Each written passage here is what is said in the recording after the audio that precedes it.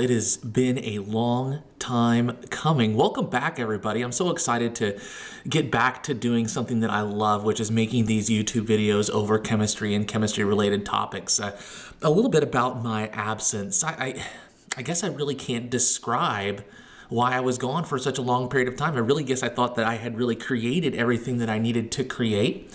And I guess that's not the case, which is why I'm back here to try something a little bit different, to kind of get back into this, get back to my passion. So I think that's what life is really about. It's really about finding that passion project that you really enjoy doing. And this was something that I had enjoyed doing for such a long time that maybe I just needed a break from it, or maybe I needed to pursue other projects, maybe some college degrees, try teaching something different. But the reality is that it always ends up coming around full circle, doesn't it? And that's the exact reason why I am here today. So the last AP Chemistry series that I put together is really kind of grouped more into how I group the individual lessons that I actually go through and teach while I'm in class. And I thought to myself, what would be a fun series to do would be to break down each individual subtopic within the AP Chemistry curriculum and really get a deeper dive into what this is.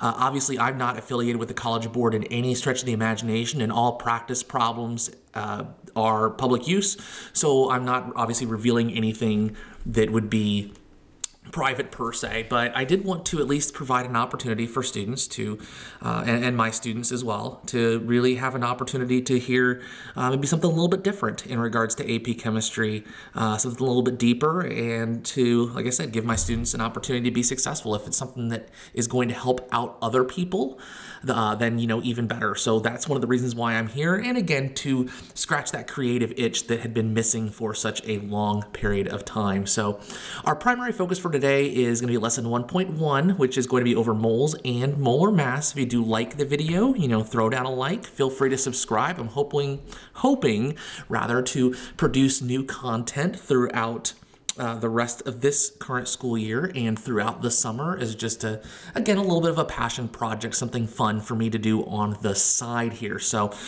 without further ado, let's go ahead and dive in. So the learning objectives are really going to be focusing on what you should be able to do when you are done with this particular lesson. And again, if you're taking AP Chemistry, you're just hearing these videos for the first time, it is a lot of work in order to really fundamentally understand a topic. It's one thing to get a very simplistic style of problem and be able to go through and answer it. I think that's a lot of what, maybe general chemistry is, Chem 1, maybe some type of honors chem or Chem 2.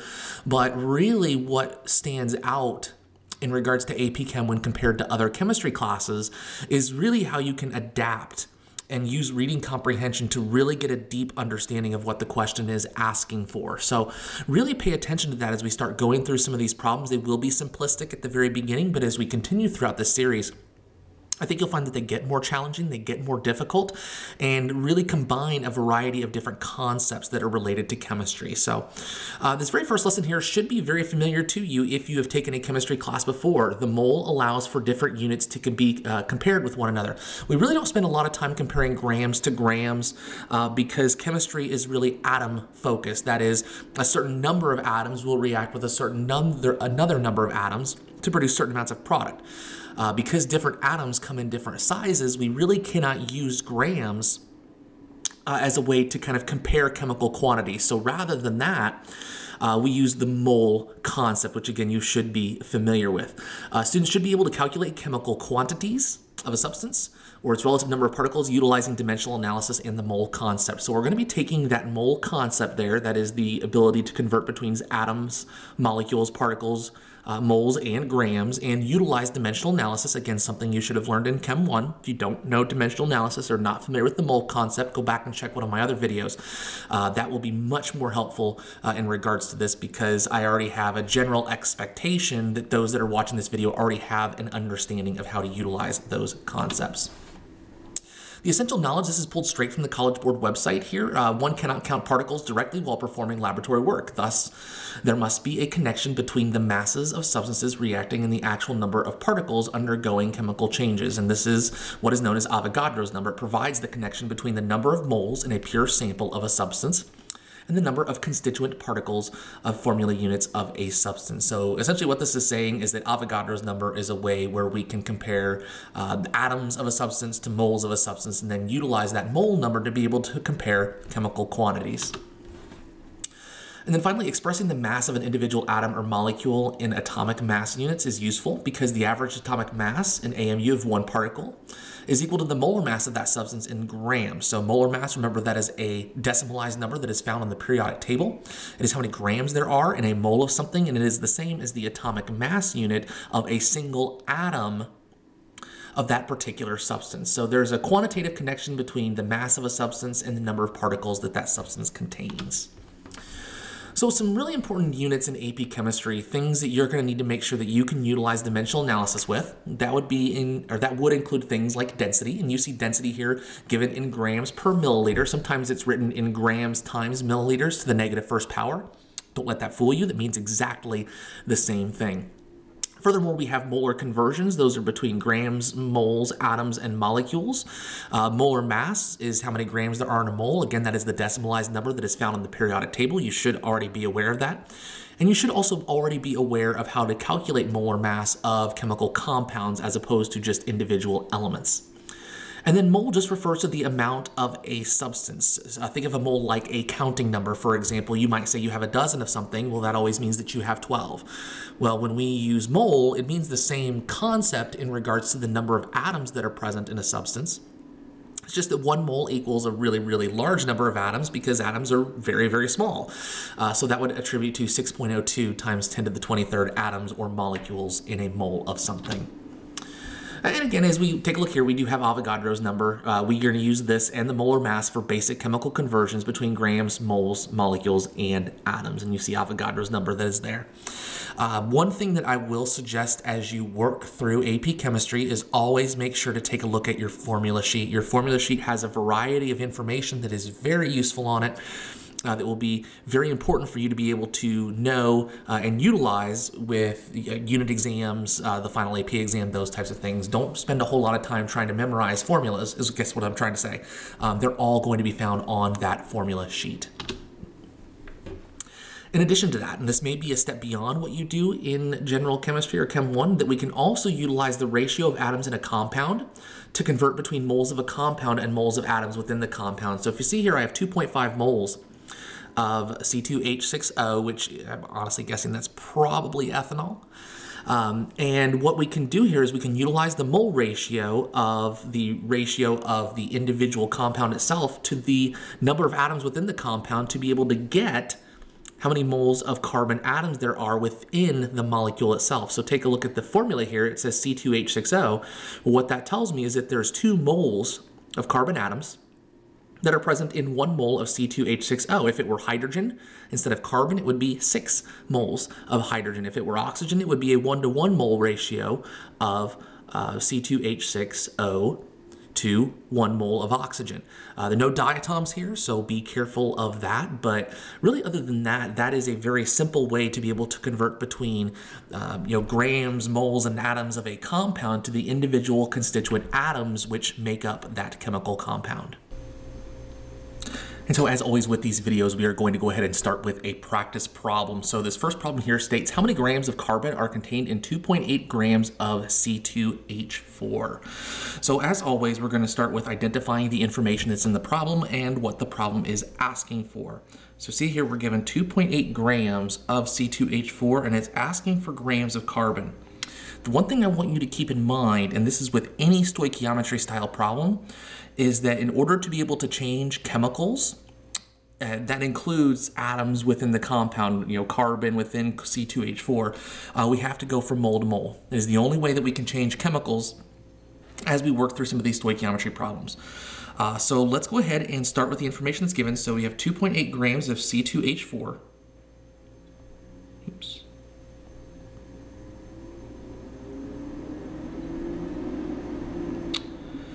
All right, and just like with any of the other chemistry classes that we have gone through, whatever unit's on top of the first step goes on the bottom of the next step. So we're going to go from grams to moles. And again, that information is the molar mass, which is going to be found on the periodic table. So C2H4, if I remember correctly, that should be 20 8.04. Yeah, that sounds about right. We're going to have 1 mole of C2H4 on the bottom of the next step. Now remember, our job here is to try to be able to go in between moles of C2H4 to moles of carbon, because then we can go from moles back into grams. So if I take a look at my chemical formula here, it's C2H4, so there's 2 moles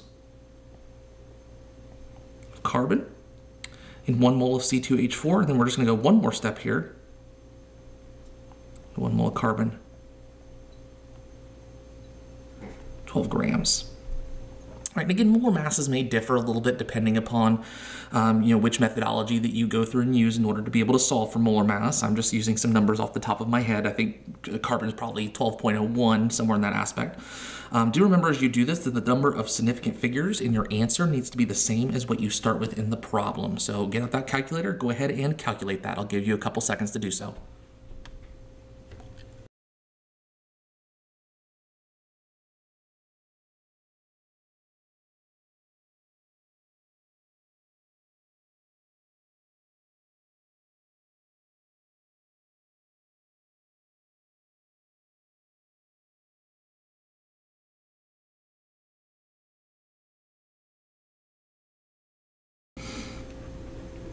So after I've gone through and calculated that, I get an answer. So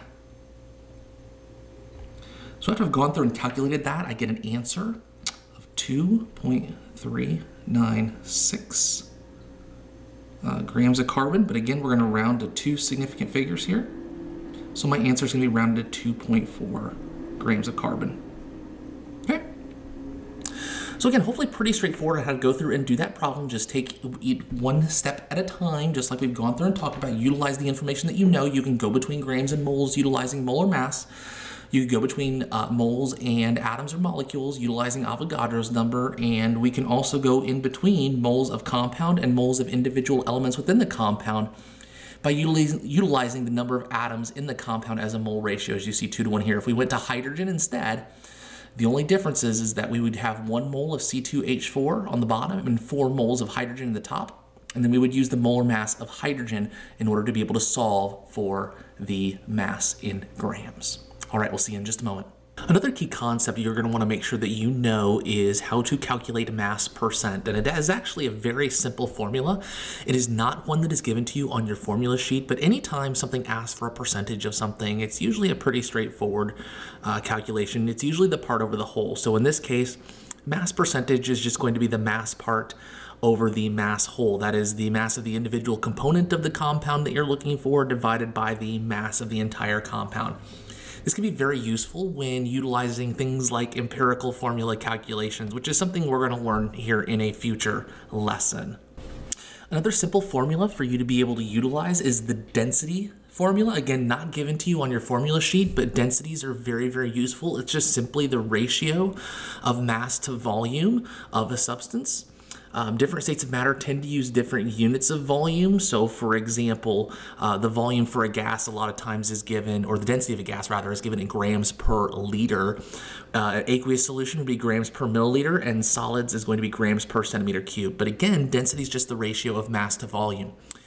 Because it is a derived unit, that is, that particular unit of density has both mass and volume associated with it, we can utilize it as a conversion factor between the mass and volume of a substance in order to be able to calculate, like I said, mass or volume depending upon what's given to you in the individual problem you're looking at. So keep in mind that mass percent and density are very, very useful tools.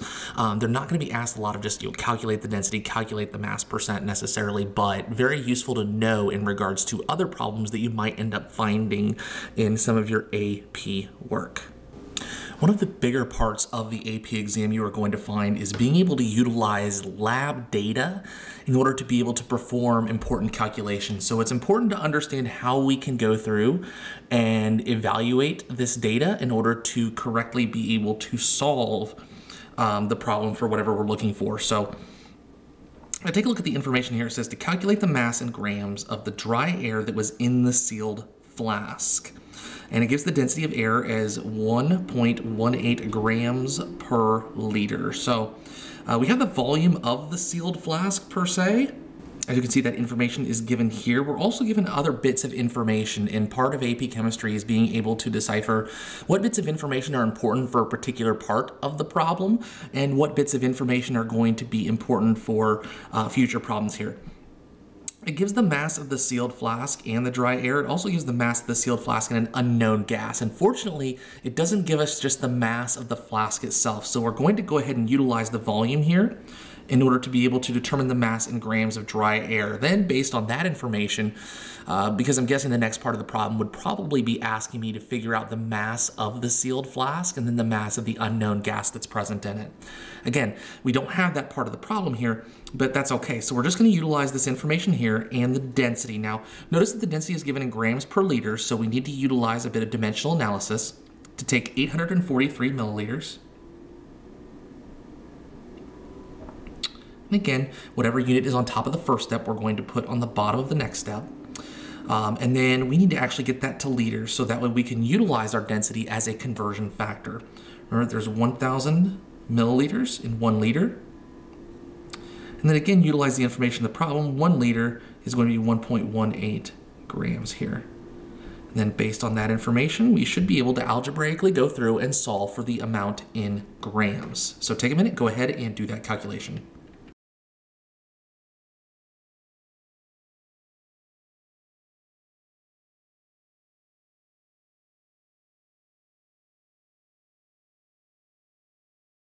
Again, make sure we're utilizing the proper number of significant figures here. So we're going to utilize 3 sig figs for this problem. So I should end up with 0.995 grams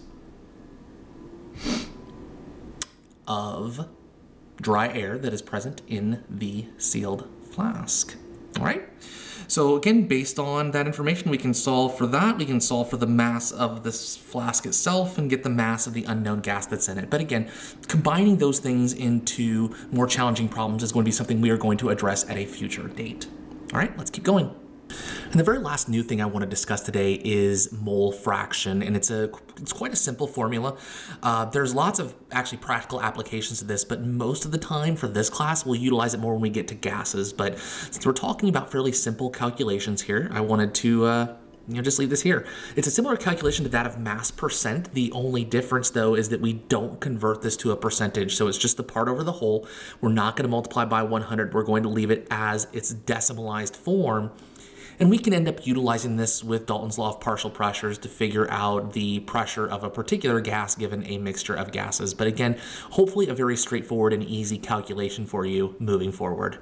And again, let's just take a quick look at a practice problem here. It says that a solution is prepared by adding 16 grams of CH3OH with a molar mass of 32 grams to 90 grams of H2O with a molar mass of 18. It says to calculate the mole fraction of CH3OH in the solution.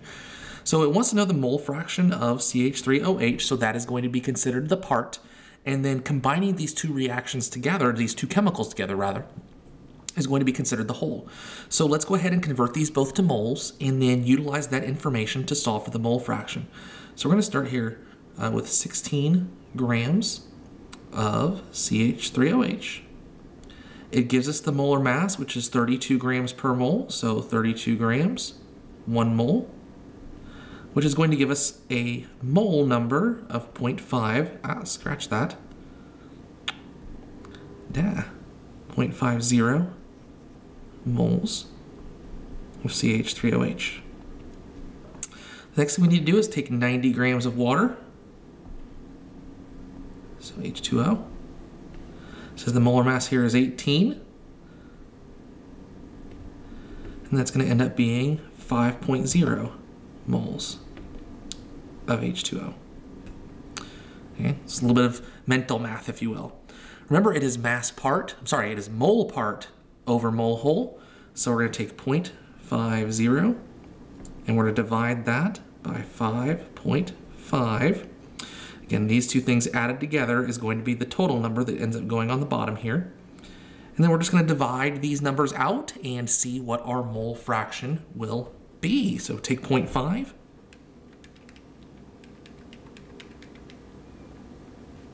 Divide by 5.5, should have 2 sig figs there, so 0.091.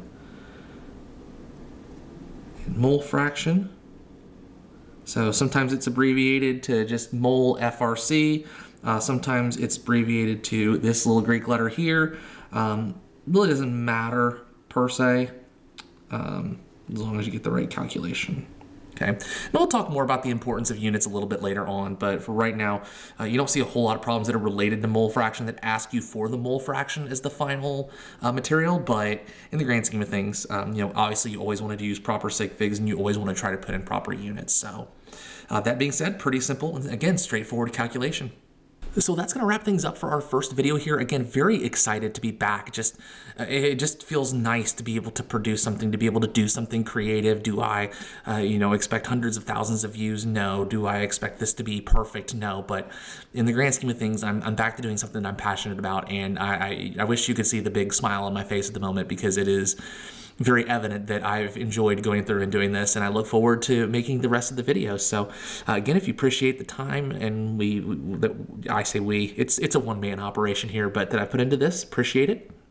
Like and subscribe if you're interested in more videos. I got plenty that are on the channel, mostly science related, but some that are just, you know, me kicking the field goal, or me playing hockey, or me talking about photosynthesis while laying on a field of artificial turf. You know, whatever you're into. Hope everybody has a fantastic day, and we will see you very soon in the near future. Thank you, ladies and gentlemen. Bye-bye.